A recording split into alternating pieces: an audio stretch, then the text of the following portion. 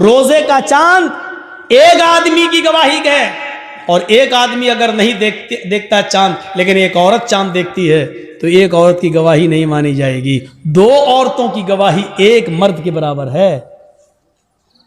लिहाजा औरतें दो होना चाहिए, आदमी एक आदमी अगर कह दे बाशरा हो कि मैंने रोजे का चांद देखा है रमजान का, तो रोजा रखा जाएगा। लेकिन एक औरत चाहे वो कितनी भी नेक हो, दीनदार हो, नमाजी तहज्जुद गुजार हो, लेकिन एक औरत अगर चांद की गवाही देती है तो उसकी बात नहीं मानी जाएगी। दो औरतें होना चाहिए। ऐसे ही ईद का चांद दो मर्दों की गवाही चाहिए, लेकिन दो मर्दों ने नहीं देखा है, एक मर्द ने देखा है और एक औरत ने, तो नहीं मानी जाएगी। एक मर्द ने देखा है तो दो औरतें होनी चाहिए, या चार औरतें होनी चाहिए, वो भी बाशरा। अब हम अपने जहन में इस बात को रखें कि जब यहां बेनमाजियों की गवाही नहीं मानी जा रही है, सोचिए तो और मामलात के अंदर बेनमाजी की हैसियत क्या होगी। आइए एक और चीज की तरफ हम तुम्हें लेके चलते हैं। या अय्युहल्लज़ीना आमनुस्तईनु बिस्सब्रि वस्सलाह, ये बड़ी प्यारी चीज हम आपको बताने के लिए चल रहे हैं मेरे भाइयों। या अय्युहल्लज़ीना आमनुस्तईनु बिस्सब्रि वस्सलाह, आई मानो वालो तुम सब्र और नमाज के जरिए अल्लाह से मदद मांगो। बड़ी प्यारी आयत है। छोटा सा बच्चा है, अभी वो अपनी मां का दूध पीता है, 8-9 महीने का, 10 महीने का, 1 साल का है, चलता है फिरता है, पूरी ताकत नहीं है, हल्के हल्के पैरों से चलता भी है, गिरता भी है। कभी कभी उसके सामने अनजान आदमी आ जाए तो डरता भी है, उसके सामने कोई कीड़ा मकोड़ा टहलने लगे तो वो डरता भी है। आपने देखा होगा, मां ने अपने बच्चे को छोड़ा, चलना सिखा रही है, थोड़ा चलता है गिरता है, थोड़ा चलता है गिरता है। मां थोड़ी दूर हटके देखती है, देखे कितनी दूर जाता है बच्चा। बच्चा थोड़ी दूर गया, वहां कोई जानवर देखा, कोई कीड़ा मकोड़ा देखा, वो उधर से पलटा, भागता है अपने मां के पास। मां जल्दी से अपने दोनों बाहें फैला देती है, और बच्चा जब डरता है तो वो अपनी मां की गोद में आ जाता है। जैसे ही बच्चा अपनी मां की गोद में आता है, वो अपने आप को बिल्कुल महफूज कर लेता है, समझ लेता है। अब वो समझता है कि मैं सबसे बड़े खतरे से टल चुका हूं। अब सबसे बड़ी मुसीबत, भाई बच्चे के लिए तो वही सबसे बड़ी मुसीबत है जिससे वो डर रहा है। बच्चा अपनी मां की गोद में आया, और जैसे ही वो अपने मां की गोद में आता है, वो समझता है कि अब मुझे कोई खतरा नहीं है, क्योंकि मैं एक सुरक्षित गोद में आ गया हूं, एक महफूज गोद में के अंदर आ गया हूं। अब मुझे दुनिया व माफिया का कोई खतरा नहीं है। बच्चा अपनी मां की गोद में आ जाता है तो वो दुनिया के बड़े से बड़े खतरे से अपने आप को महफूज समझ लेता है। कुरान यही फरमा रहा है, लोगों नमाज ये मां की गोद है। तुम्हारे लिए बड़े से बड़े खतरे जब तुम्हारे सामने आए, बड़ी से बड़ी मुसीबतें जब तुम्हारे सामने आए, बड़े से बड़े खौफनाक मरहले जब तुम्हारे सामने आए, तो तुम नमाज की आगोश में आ जाओ, नमाज की गोद में आ जाओ। जब तुम मस्जिद में आ जाओगे, नमाज की आगोश में आ जाओगे, तो तुम उस खतरे से महफूज हो गए। नमाज अपने नमाजी को अपनी गोद में ऐसे ले लेती है जैसे माँ अपनी गोद में अपने बच्चे को ले लेती है। जैसे बच्चा माँ की गोद में आकर अपने आप को महफूज समझ लेता है, ऐसे ही नमाजी नमाज के अंदर अपने आप को महफूज समझ लेता है। एक सहाबी है, जंग हो रही है, नमाज का वक्त हो जाता है। नमाज के वक्त ही में अबू दाऊद शरीफ की रिवायत है, एक तीर आता है और तीर आते ही उनकी पीठ में लगता है। और सोचो तीर किसी की पीठ में लग जाए और नमाज के अंदर लग जाए। लगी, हाथ बंधे हुए, तीर पीछे लगता है, खून बहने लगता है और टपकने लगता है, लेकिन इन्होंने कुरान पढ़ना बंद नहीं किया। पूरी नमाज पढ़ ली। जब सलाम फेरा, अस्सलामु अलैकुम वरहमतुल्लाह, अस्सलामु अलैकुम वरहमतुल्लाह। लोग उनके पास आए, साहब ये क्या किया तुमने? इतना खतरनाक तीर आधे से ज्यादा तुम्हारी पीठ में घुस गया, खून से पूरी चटाई भीग गई, तुम्हारा कपड़े लहूलुहान हो गए और तुम नमाज में मसरूफ हो। उस सहाबी ने जवाब दिया, जब मैं नमाज पढ़ रहा था, अल्लाह की कसम मेरी पीठ में कब तीर लगा मुझे पता ही नहीं चला, इसलिए कि मैं सूरह कहफ की तिलावत कर रहा था और सूरह कहफ की तिलावत करते हुए मुझे इतना मजा आ रहा था, इतना इंजॉय मिल रहा था। सूरह कहफ की तिलावत में मुझे तीर की तकलीफ भुला दिया, मुझे पता ही नहीं चल रहा है कि मुझे तीर लगा है। ये तो तुम अभी बतला रहे हो कि मुझे तीर लगा है, अब देख रहा हूं कि ये खून है, मुझे तो एहसास ही नहीं हुआ। गौर कीजिए, कितना बड़ा खतरा था तीर का लगना और उनको पता ही नहीं, क्योंकि वो नमाज की गोद में थे, नमाज की आगोश में थे। सोचो मेरे प्यारे साथियों, आज हमारी भी नमाजें हैं, हम पढ़ते हैं और एक छोटा सा मच्छर काट ले तो हम जल्दी से गाल मसलने लगते हैं, मच्छर मारने लगते हैं, इसलिए कि हमें कुरान की तिलावत में मजा ही नहीं आता है। वो कह रहे हैं कि हम ऐसे सूरह कहफ पढ़ रहे थे, सूरह कहफ की तिलावत में मुझे इतना मजा आ रहा था, इतना एंजॉय आ रहा था कि मुझे पता ही नहीं चला कि मुझे कब तीर लगा। या अय्युहल्लज़ीना आमनुस्तईनु बिस्सब्रि वस्सलाह, ईमानो वालो तुम सब्र और नमाज के जरिए अल्लाह से मदद मांगो, सब्र और नमाज के जरिए अल्लाह से मदद मांगो। सब्र और नमाज के जरिए सब्र करो और नमाज आगोश में आ जाओ नमाज के। और जब तुम मांगो तो अल्लाह, जब नमाज पढ़ोगे तो अल्लाह तुम्हारी सब सुनेगा। हाँ, ऐसा भी हो सकता है कि नमाज के बाद तुम कुछ मांग रहे हो और अल्लाह नहीं दे रहा है, ये हो सकता है, तो इसमें घबराना नहीं चाहिए।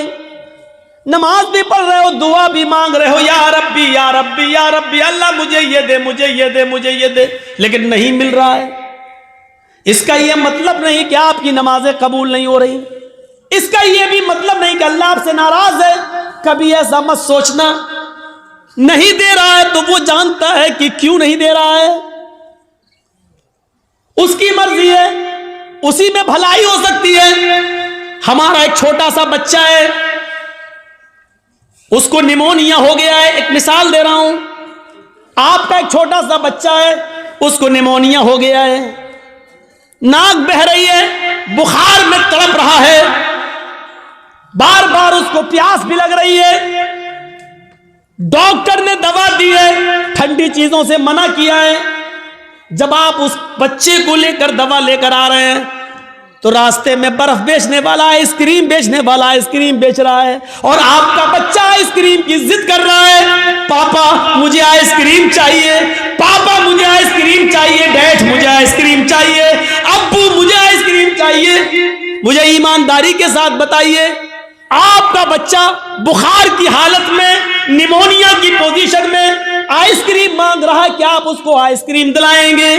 क्या आप उसको आइसक्रीम खिलाना पसंद करेंगे?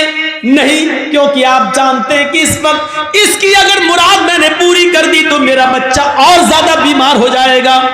आप उसके हजार जिद करने के बावजूद आप उसको आइसक्रीम नहीं देंगे, जबकि आपको बुरा लग रहा है कि मेरा बच्चा बेचारा मांग रहा है। आप नहीं चाहते कि उसकी तमन्ना पूरी ना हो, आप चाहते हैं कि दिलाएं, लेकिन उसकी बीमारी बतला रही है आइसक्रीम उसके लिए नुकसानदेह है। आप बाप होते हुए भी अपने बच्चे को आइसक्रीम नहीं दिलाएंगे, क्योंकि आप जानते हैं कि मेरे बच्चे के लिए क्या अच्छा है क्या बुरा है। आप कहिए अल्लाह मुझे ये दे, मुझे ये दे, मुझे ये दे, और नहीं मिल रहा है तो नाराज मत होइए, क्योंकि आपका रब जानता है आपको क्या देना है और क्या नहीं देना है। वो क्यों नहीं दे रहा है आपको, इस पे अल्लाह ताला से शिकवा मत करिए, शिकायत मत कीजिए। हो सकता है उसका न देने में ही भलाई हो जो चीज आप मांग रहे हो।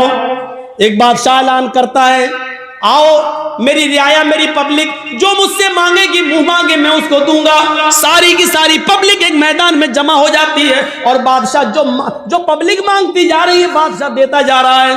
एक बुढ़िया एक खच्चर पे बैठ के आई, खच्चर गधे की तरह होता है, खच्चर पे बैठ के आई।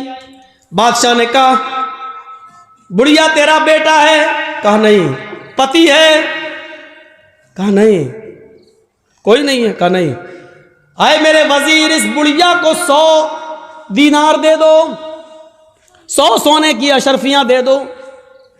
बुढ़िया कहने लगी नहीं, आप बेइंसाफी कर रहे हैं, सबसे पूछ रहे हैं कि बताओ क्या मांगते हो, और जो जो मांग रहा उसको आप देते जा रहे हैं, और मुझसे कह रहे हैं कि 200 अशरफी दे दो सोने की। नहीं, मुझे भी मुंह मांगे इनाम चाहिए। बादशाह ने कहा बता तुझे क्या चाहिए? उसने कहा जो खच्चर में लेके आई हूं इसके ऊपर इतना सोना लाद दो कि ये आसानी से लेकर मेरे घर तक पहुंच जाए। इस खच्चर के वजन के बराबर सोना।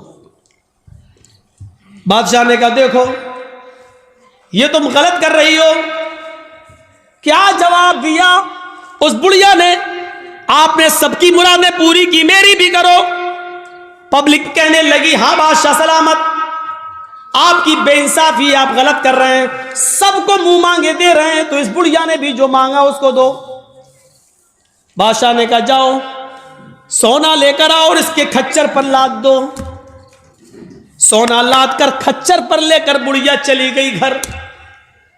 गांव के लोगों को पता चला, ओ सुनो बहुत सा माल आया, सोना मिला है बुढ़ी को।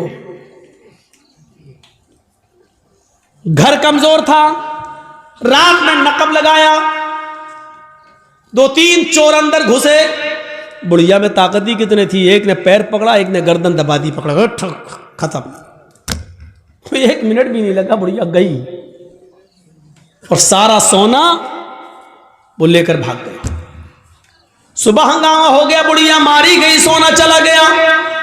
बादशाह ने सारी रियाया को फिर बुलाया, कहा लोगों क्या हुआ? कहा बुढ़िया मारी गई, सोना गायब। कहा देखो मैं जानता था, इसीलिए उसको 100 अशरफियां दे रहा था। मैं जानता था कि उस बुढ़ी को लालच है, इतना सोने का करेगी क्या, ना इतना खा पाएगी, उसकी जिंदगी में अब ज्यादा दिन भी तो नहीं रह गए, लेकिन उसके लालच ने उसको मार दिया।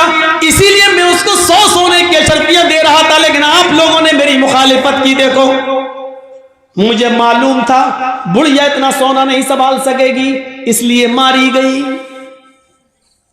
एक मामूली बात से ये कह रहा है कि कितना उस बुढ़िया को मिलना चाहिए मैं जानता हूं, और क्या नहीं मिलना चाहिए मैं जानता हूं।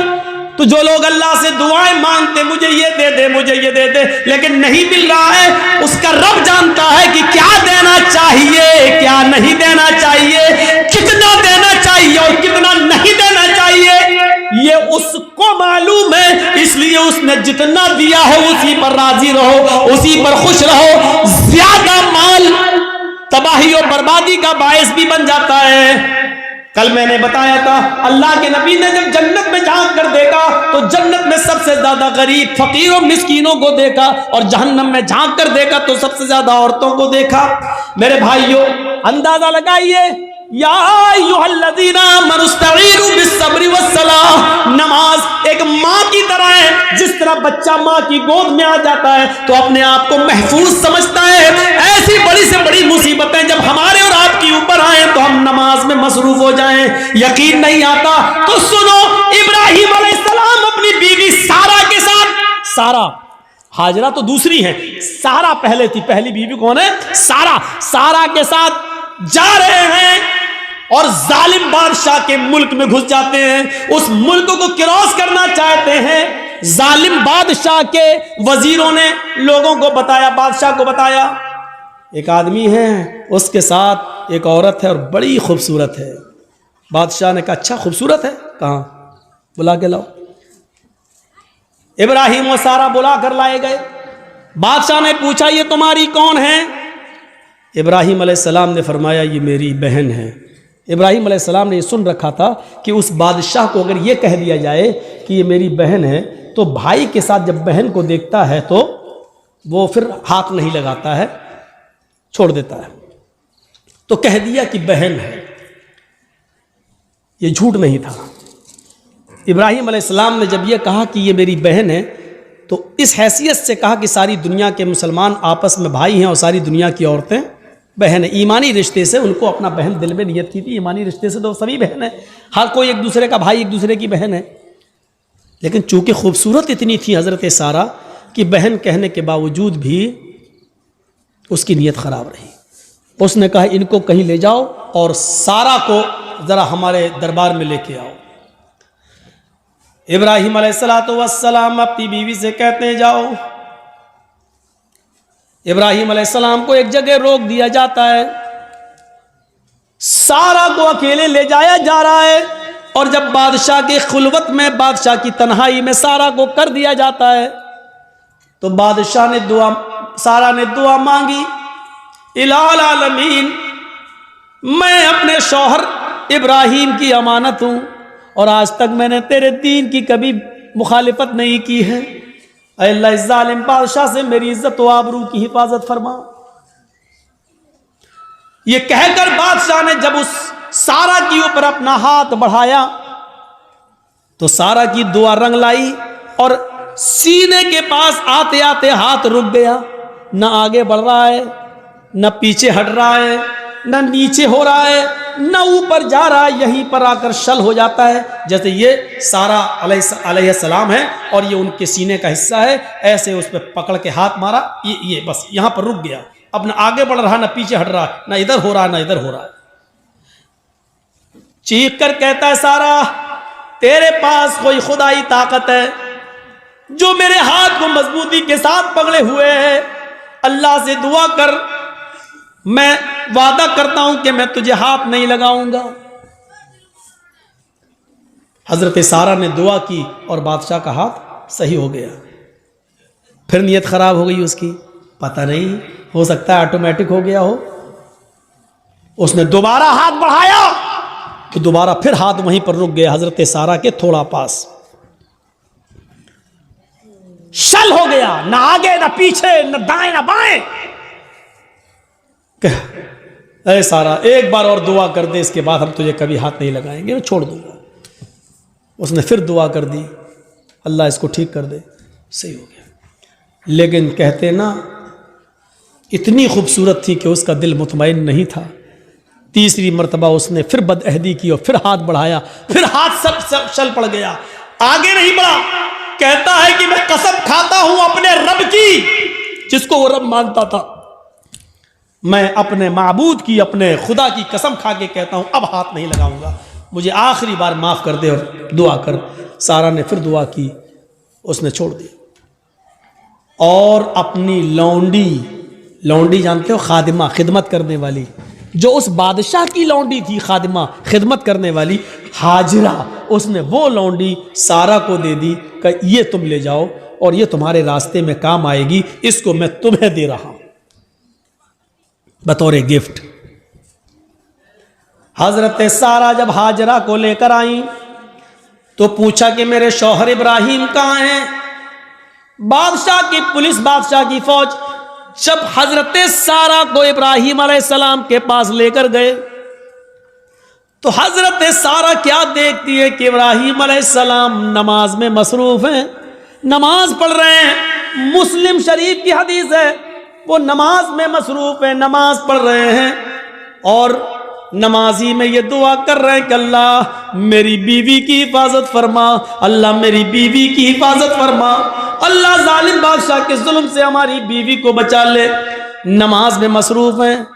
मेरे भाइयों, जब सारा के ऊपर मुसीबत आई और जालिम बादशाह ने जब उनको पकड़ा और अपने आगोश में लेना चाहा तो उनके पति इब्राहिम अलैहिस्सलाम नमाज के अंदर गिर जाते हैं, नमाज में मसरूफ हो जाते हैं, नमाज पढ़ना शुरू कर देते हैं। गौर कीजिए, जब किसी के ऊपर मुसीबत आए तो उसको नमाज के अंदर नमाज पढ़ना चाहिए, उसको नमाज के अंदर अल्लाह रब्बुल आलमीन से दुआ करनी चाहिए, क्योंकि नमाज एक माँ है, आपको अपनी आगोश में ले लेगी और जब आप नमाज की आगोश में आ जाएंगे तो सारे खतरों से महफूज हो जाएंगे।